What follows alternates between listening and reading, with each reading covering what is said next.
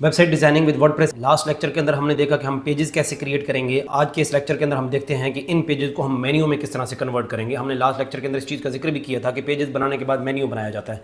तो आज हम इस लेक्चर के अंदर देखते हैं कि हमने मेन्यू कैसे क्रिएट करना है। अब मेन्यू क्रिएट करने के लिए सबसे पहले आपको जाना है वर्डप्रेस के डैशबोर्ड के अंदर।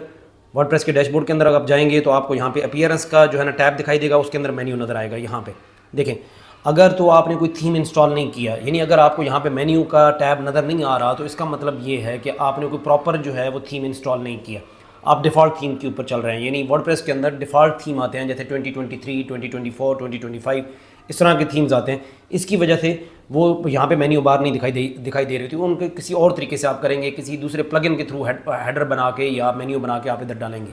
तो बेहतर ये है कि आप प्रॉपर थीम इंस्टॉल कर लें।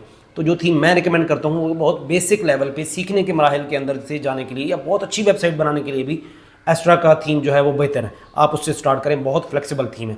अच्छा, तो चलें हम अब मेन्यू की तरफ चलते हैं। आपने जब भी कोई मेन्यू की तरफ जाना है तो आपने यहाँ पे यानी मेन्यू क्रिएट करना है तो मेन्यू पे जाएंगे यहाँ पे। उसके बाद जी आप ये जैसे ये देखें, यहाँ पे आपको मेन्यू बार नज़र आ रही है, यानी मैंने मेन्यू क्रिएट कर दी है। मैं इस मेन्यू को डिलीट करता हूँ, यहाँ से दोबारा से आपको मेन्यू क्रिएट करके दिखाता हूँ। ये मैंने मेन्यू क्रिएट कर दिया। अब अगर आपके यहाँ पे पास जगह खाली नज़र आ रही हो तो इसका मतलब है आपको क्रिएट करना पड़ेगा। मेरे पास पहले से था, मैंने उसको डिलीट किया। मैं इसको प्राइमरी मेन्यू का नेम देता हूँ। मेन मेन्यू भी आप इसको कह सकते हैं, प्राइमरी मेन्यू भी कह सकते हैं। अपनी मर्ज़ी से कोई नाम डिफ़ाइन कर लें, ज़रूरी नहीं है कि आप जो है ना इसको कोई इस तरह का ही नाम देंगे। आप अपनी याद दहानी के लिए कोई भी नेम दे सकते हैं। अच्छा, मैं अब इसको असाइन कर देता हूँ कि ये मेन्यू जाएगा किधर। ये प्राइमरी मेन्यू में जाएगा, यानी हेडर पे दिखाई देगा। तो मैं इसको क्रिएट कर देता हूँ यहाँ पे। अब ये मेन्यू क्रिएट हो गया। इसके बाद हम इसके पेजेस असाइन कर देंगे। पेजेस असाइन करेंगे कि इस मेन्यू के अंदर पेजेस कौन कौन से होंगे। जैसे अभी फ़र्ज़ करें ये वाला मेन्यू है तो हमने यहाँ पे ये वाले पेजेस बताए हैं कि ये पेजेस। अब इस वेबसाइट के अंदर बहुत सारे पेजेस ऐसे हैं जो यहाँ पे दिखाई ही नहीं दे रहे, ठीक है मौजूद हैं, सिर्फ हमने मेन्यू में असाइन ही वो किए जो हमें यहाँ पे ज़रूरत थे। इस तरह से आपने क्या करना है, जो पेजेस आपने असाइन करने हैं यहाँ पे जाके क्लिक करें इनको और ऐड टू मेन्यू कर दें। ये मैंने ऐड टू मेन्यू कर दिया, ये ऐड टू मेन्यू हो गया। अब ये अलाइन नहीं होंगे। मैं ज़रा सेव करके आपको एक दफ़ा दिखाता हूँ दोबारा से। वेबसाइट को विज़िट कर लें एक दफ़ा आप, ये आपके पास आ गया। अब ये अलाइन नहीं है। अब मैं क्या करता हूँ, इनको यहाँ पे अलाइन करता हूँ। ये मेरे पास हो गया अलाइन। ये अबाउट अस का पेज, ये सर्विसेज का पेज।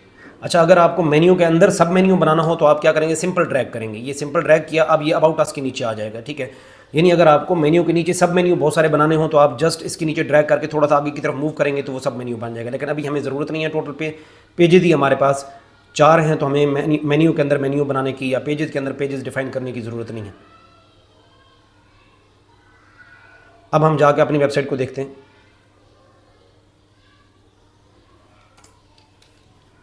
अब ये प्रॉपरली अलाइन हमारा जो है वो मेन्यू हो गया। इस पूरी बार को ना हेडर बार कहते हैं। ये हमारी हेडर बार है, ठीक है। तो एक वेबसाइट के अंदर जो हेडर होता है वो 2 तरीक़ों से हो सकता है। एक तो यह कि आप कस्टम हेडर तैयार करते हैं और एक जो है वो थीम के साथ डिफ़ॉल्ट आता है। अगर आप थीम के साथ डिफ़ॉल्ट के साथ चलेंगे तो उसके अंदर बहुत ज़्यादा कुछ ऑप्शन मौजूद नहीं होते। लेकिन अगर आप कस्टम अपना बनाते हैं तो वो आप बहुत फ्लेक्सिबल, बहुत हद तक उसके अंदर इंप्रूवमेंट कर सकते हैं, बहुत सारी चीज़ें डाल सकते हैं। लेकिन उसका एक अल्टीमेटली एक डिसएडवांटेज भी होता है। उसका डिसएडवांटेज ये होता है कि जितना कस्टम काम करते जाएंगे वेबसाइट की लोड स्पीड और इन सारी चीज़ों के ऊपर फ़र्क पड़ता जाएगा, क्योंकि आप वो किसी थर्ड पार्टी प्लगइन के थ्रू कर रहे होते हैं।